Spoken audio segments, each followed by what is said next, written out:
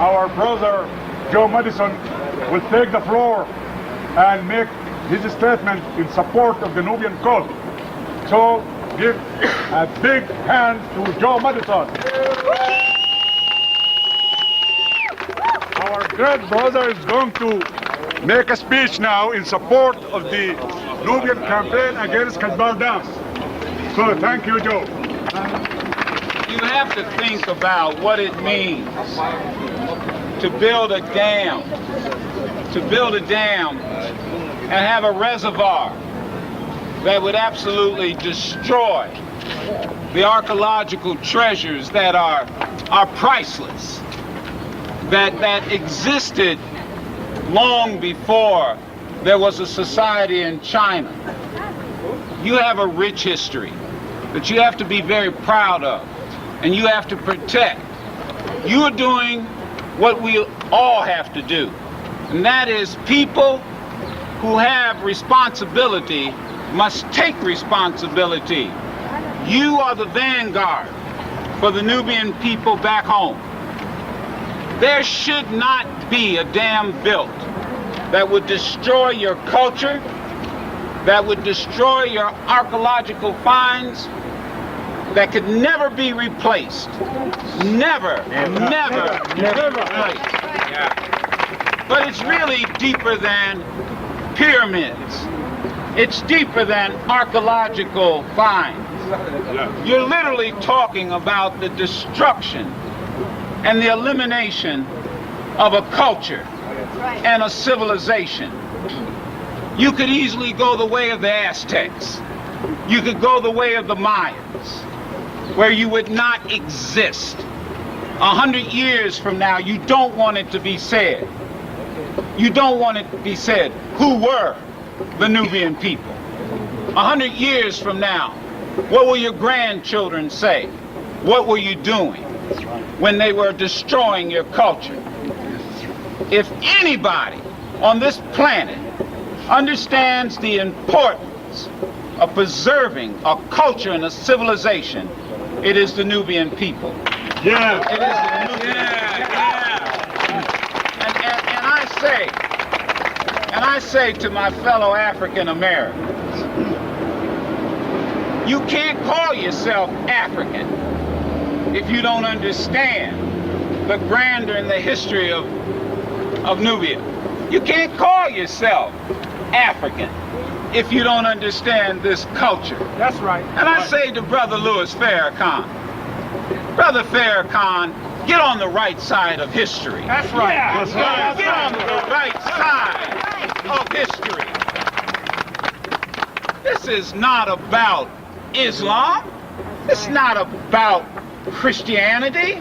This is not about any one religion. This is about a united Sudan where Darfurians and Dinkas and Arabs and Muslims and Christians can have what everybody on this planet wants. Justice. That's right. And they want a right to educate their children. And I say to the people of China, how can you have an Olympics and talk about fair play? That's right. Talk about a level playing field when you stand ready to destroy the culture and the archaeological finds of a great people. You're no different than the Taliban. The Taliban destroyed the great Buddha statue that had existed for years. The world cried about it. The world condemned it. The world saw it.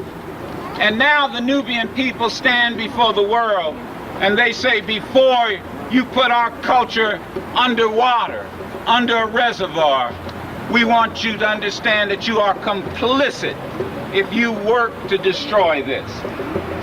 And to the children who are here with your parents, you should be very proud of Dr. Muhammad. You should be very proud of your leadership. They are here not so much for themselves as they are here for your future. And each and every one of you can stand before your children and your grandchildren, and when they ask, what did you do to save the Nubian civilization on this day, you are on the right side of history. Don't let this be the last time. We have got to, and I am telling you, I challenge you, you've got to come back to this Chinese embassy over and over again. Dr. Mohammed, we demonstrated in front of the Sudan embassy. Did we not, Chris? Where's Chris? Right here. For 90 straight days. Did we not? Yes, we did. Every day. From noon until 1 o'clock.